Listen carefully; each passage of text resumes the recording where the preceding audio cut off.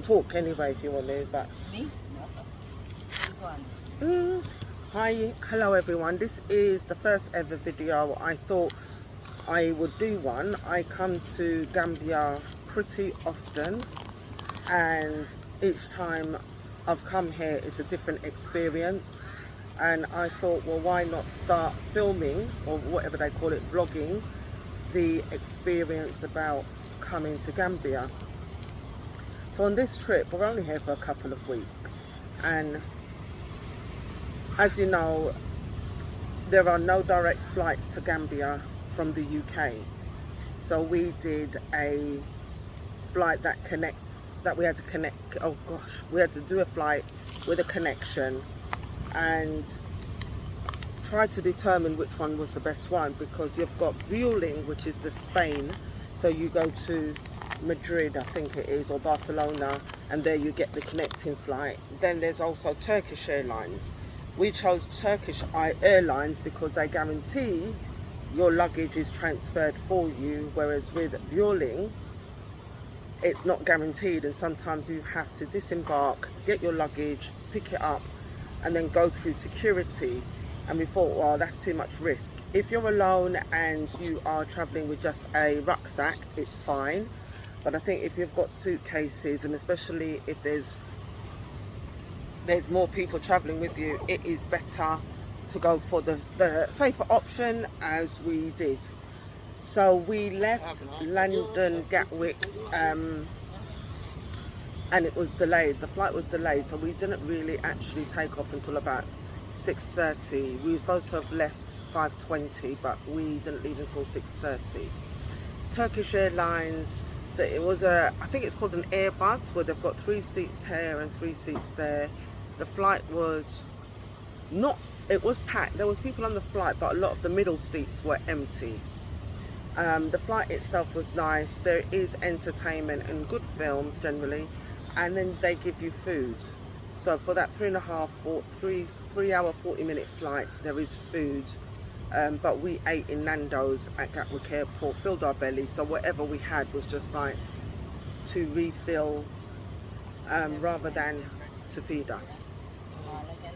Anyway, so we landed in Istanbul, and as we got off the flight, there was a steward who wanted to see our boarding passes to allow us to go through to another maybe route, to catch our connecting flight.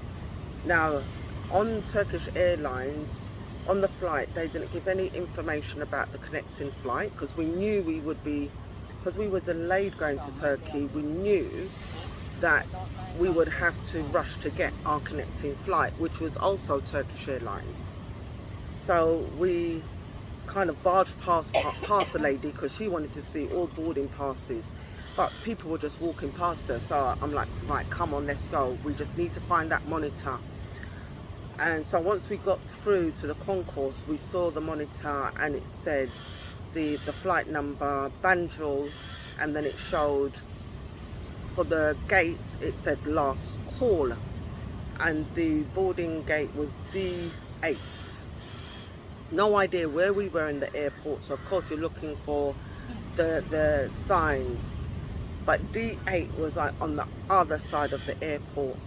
So it's me, my mum and my cousin, so it's the 3 of us, and we are just going directly to D8, but we're going upstairs, going round and trying to get to D8, and everywhere it's like showing you it's showing you the signs, so it's easy to follow, but it's just the longest route ever. And of course Mummy and Marcia were lagging behind, and I'm there because I don't want to miss no flight. When we eventually got to the gate was actually closed. The glass door partitions was closed, but I didn't go straight to the gate. I saw a guy, and I said to him, Banjul, and he didn't understand, but somebody by the gate shouted out Banjul, and I said yes, and he said come, and went round to him, and there was this young little boy who was also travelling, who had run to get to the gate, and luckily they allowed us to board the flight.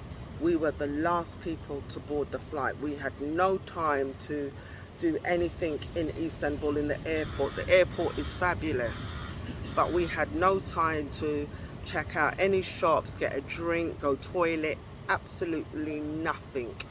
And that's the part of the trip I was kind of traveling that I was looking forward to, was looking at going around the airport, but we just didn't have time.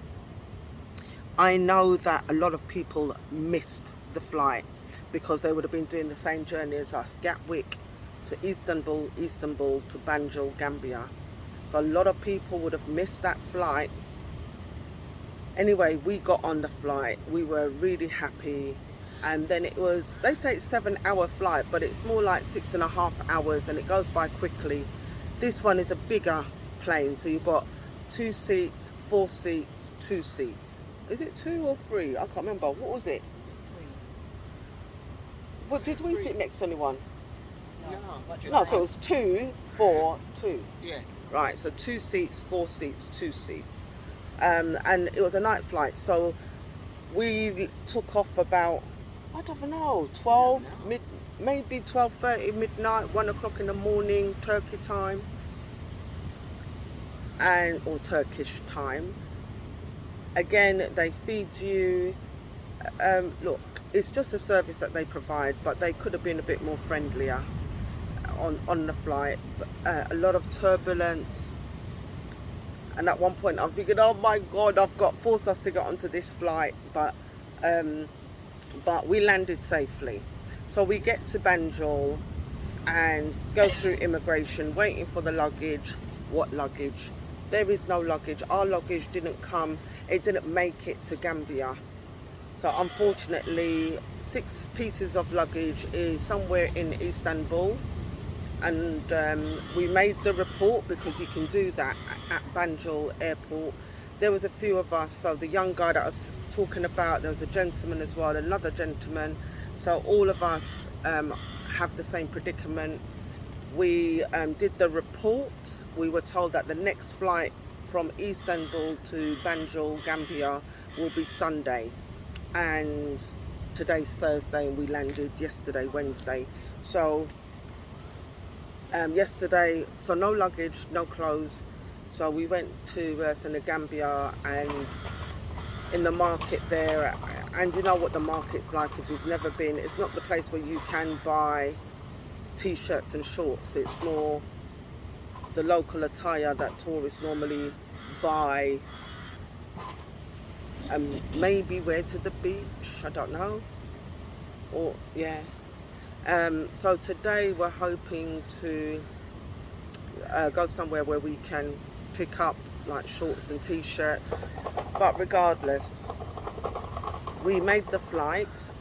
It'd be interesting to know those that missed the flight, whether they were put up by Turkish Airlines in a hotel. I've no idea. It would be good to know, because they would have to remain there until Saturday night to get the flight to land Sunday morning. So we're hoping that Sunday morning we'll be able to go to the airport and our luggage is there. And remember, this is Gambia. This isn't like leaving from the UK and going to America, where the service is going to be on a different level. So you just have to take the rough with the smooth and be as humble is not the right word, but accepting in certain situations. So the main thing is that we landed here safely. So I will do a follow-up of this, and I want you to see the sights that I'm seeing right now in Gambia. So this is where we are now. So it's